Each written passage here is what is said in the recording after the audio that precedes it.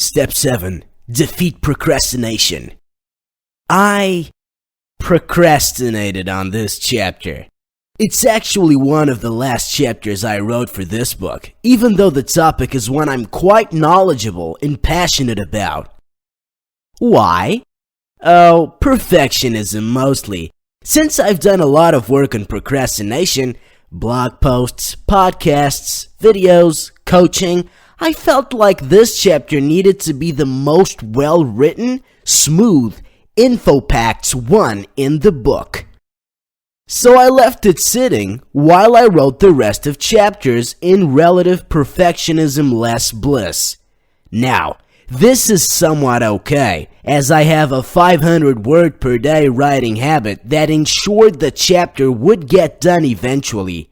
But without that habit, I might have waited months to write this.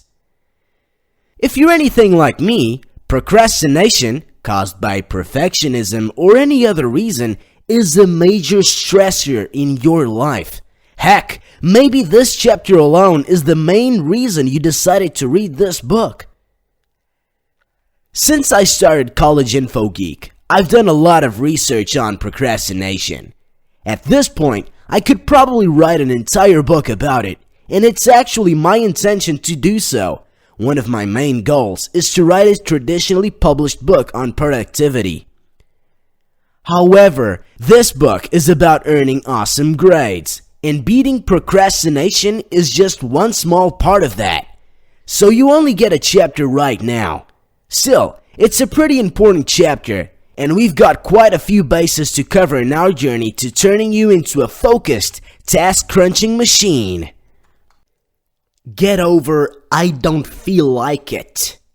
The number one reason people procrastinate is this simple string of 5 words. I don't feel like it. I hear people say this every single day. I hear it from multiple people, and some of them say it over and over. I even say it myself. It's the easiest excuse in the book. Don't feel like doing something? Hey, it's probably not going to kill you if you wait on it. You can always go to the gym tomorrow. That book you're reading isn't going to burst into flames if you don't read a chapter tonight. Embrace the Netflix. Here's the thing though. Saying, I don't feel like it, does absolutely nothing to limit your choices going forward. That may be the most important sentence in this entire book. Burn it into your brain. There is no invisible ghost of not feeling like it that forces your mouse to click on your Reddit bookmark instead of your study guide. Neither does it paralyze you and prevent you from going on a run. While it's true that every action we take as humans requires some amount of motivation, the grand majority of us have enough willpower to do the things we've committed ourselves to doing. We have enough stored up to get over, I don't feel like it, though it might take a bit of effort to muster it. You dug holes in the sandbox as a kid, right? Or am I just weird? Scooping up the sand was really easy. Once you hit the dirt, digging became a little bit harder, but it was still doable. After that, you'd hit clay, and the work became pretty tough. You had to really press that little plastic shovel hard to dig up the clay. Eventually, you'd hit rock and wouldn't be able to dig anymore. But with effort, you were at least able to get past the dirt and clay to reach that point. Your willpower reserves are the same. There's a small sand layer of willpower that you get each day. After you've used that up, you still have a considerable amount left. It just takes some effort to tap into it. To tap that willpower and get over I don't feel like it, I've modified my vocabulary a bit. Now, I never say those 5 words alone anymore. Instead, I say, I don't feel like it, but I'm going to do it anyway. Embracing this mindset and actually putting it into action afterwards takes grit. A willingness to be uncomfortable. For most of us, life is ridiculously comfortable, which makes it tempting to avoid things that are hard and to stay comfortable. Building up a tolerance to uncomfortable situations will help you get over a lack of easily tappable willpower. I actually take ice-cold showers every day in order to build my own grit. It's a deliberate choice to be uncomfortable that I make daily. Understand the procrastination equation. Can you actually quantify your motivation levels? According to temporal motivation theory, you can. Developed by motivation researcher Piers Steele, this theory posits an actual equation with several factors that can be used to explain motivation. This is called the procrastination equation, and it can be a useful tool for pinpointing exactly why you might be feeling a lack of motivation to get something done. Here's the equation. Motivation equals expectancy times value over impulsiveness times delay.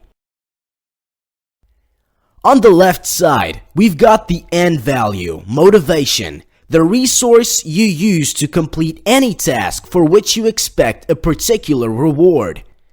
Now let's break down each of the components on the right side. Expectancy, your perceived odds of being able to complete the task and get the reward. How confident are you that you can succeed?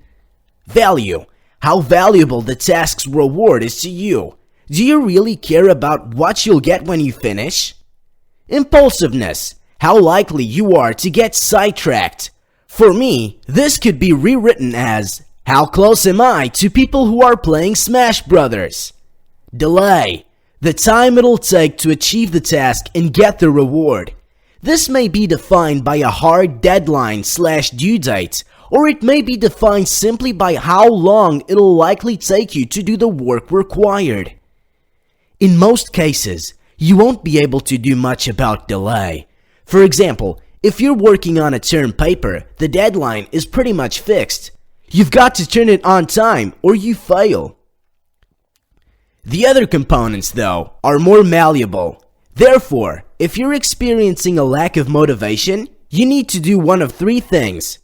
Increase your expectancy. Do something that increases your confidence in being able to complete the task. Increase the task's value. Make the reward greater or tweak the process of doing the work in order to make it more enjoyable. Decrease your impulsiveness. Figure out how to avoid distractions, remain focused, and work diligently. Luke Muehlhauser, a writer I've been following for some time, outlined an algorithm of sorts that he follows when he finds himself procrastinating. Here it is. Number 1. Notice you're procrastinating. Deliberately state it to yourself, I am procrastinating right now. Number 2. Try to guess which part of the equation is causing you trouble. Are you feeling impulsive? Does the reward not motivate you? Are you not feeling up to the task? Number 3. Find a way to fix that problem area. If the value is low, you could gamify the task or add an additional fun reward to its completion. If you're experiencing low expectancy, try breaking down the task further so you can complete part of it and start building some confidence-boosting success spirals. For the problem of impulsiveness, try the environment design techniques in Step 5 and set time-based goals. Build strong habits. The science of willpower is a detailed, complicated field. However, there's really only one thing you need to know about it right now. Willpower is a limited resource. Whenever you have to motivate yourself to do something, you're pulling from a finite source of willpower. However, your habits don't need to pull from willpower. Habits govern far more of your behaviors than you might think.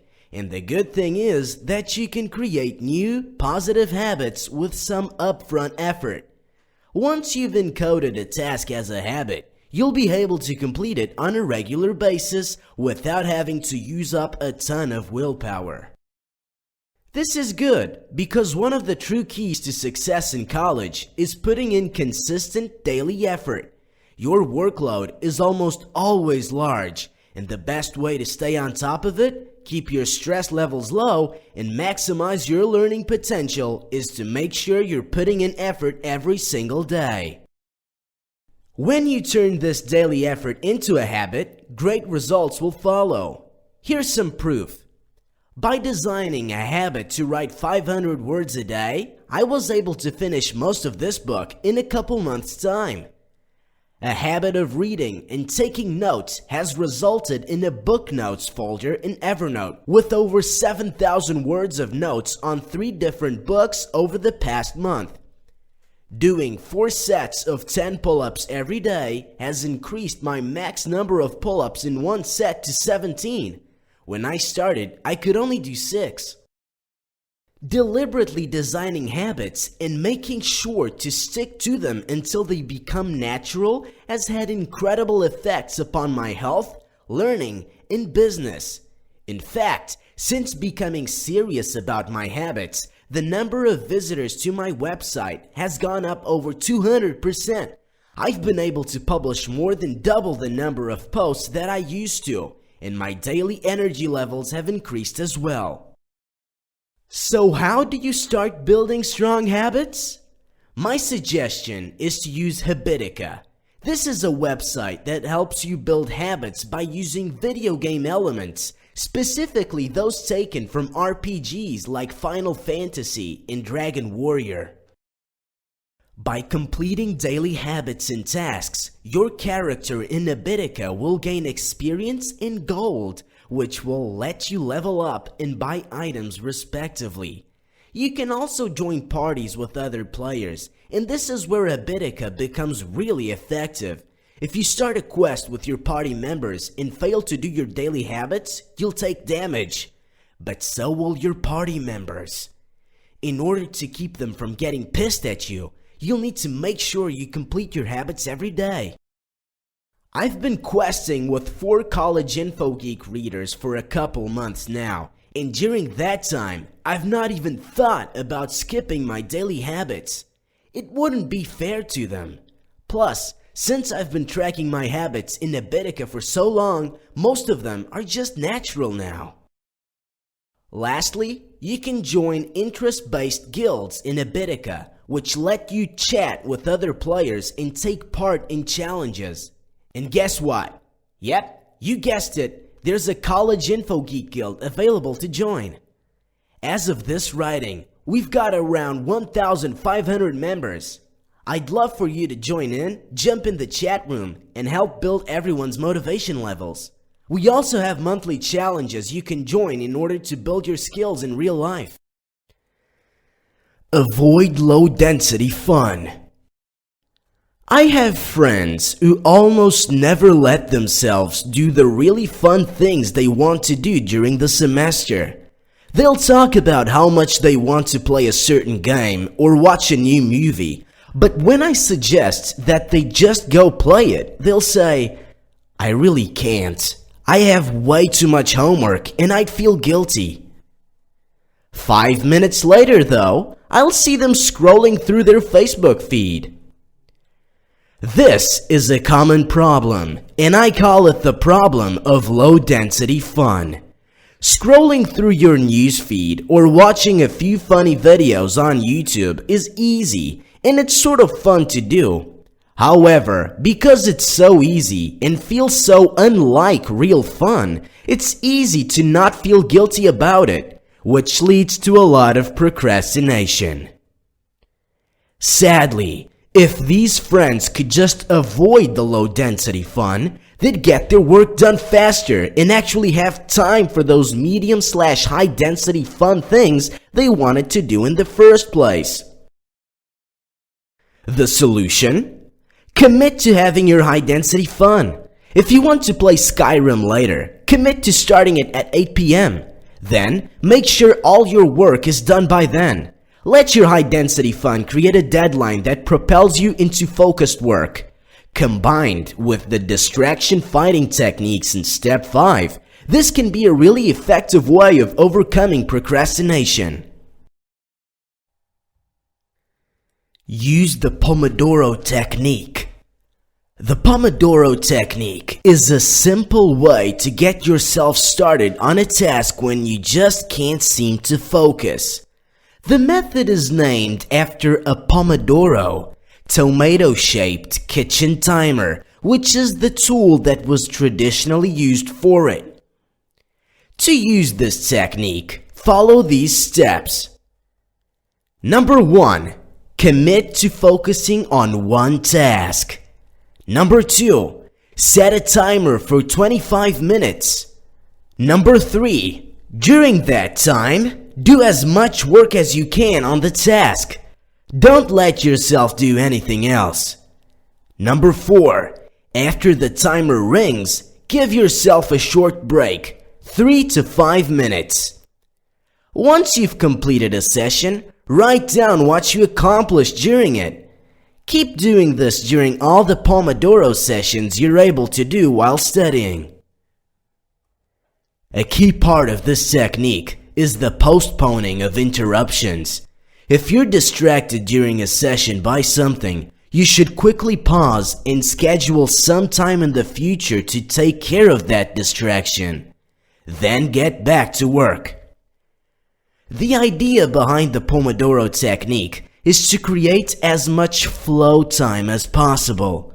By deliberately postponing any distractions that can't be ignored altogether, you encourage your brain to spend more time in that flow state. When all else fails, bring the pain. There's a blogger I follow named Manish Sethai who actually hired a girl off of Craigslist to sit next to him in a coffee shop and slap him in the face whenever he started procrastinating. Now, he's developing a wearable device that will deliver an electric shock when you aren't doing what you're supposed to be doing. These things might sound crazy, but it's undeniable that pain can be a motivating factor. If the result of not doing a task is much less pleasant than actually doing it, we'll always do it. If you're really struggling with procrastination, you can try to use this to your advantage. You don't necessarily need to use physical pain either. A threat of loss or embarrassment can work just as well. For example, I use a website called Beeminder to put a little bit of a threat on my blog's publishing schedule. Beeminder lets you set goals and actually pledge money towards them. If you fail to stick with your goal, the site will charge you whatever you pledged. I have a goal in Beeminder to publish 3 pieces of content every week. Currently, if I fail, I lose $10. Every time you fail, however, the price to recommit triples. They also have a premium feature that lets you set a custom pledge amount. The writer Nick Winter pledged over $7,000 in order to force himself to write a book. You can use Beeminder to track almost any kind of goal, and there are other ways you can introduce a threat into your goals as well. You could get an accountability partner, for example. I really like this guy's hilarious deal with his roommate. Back when I was in college, my roommate and I had a pact. During finals week, if one of us caught the other slacking off and not studying, we were obligated to destroy something of theirs. The pact ended after I found him playing Madden and cut his shoe in half with a kitchen knife. I guess he wasn't taking it as seriously as I was. Adding threats to your goals is a bit of a nuclear option, but it can be effective.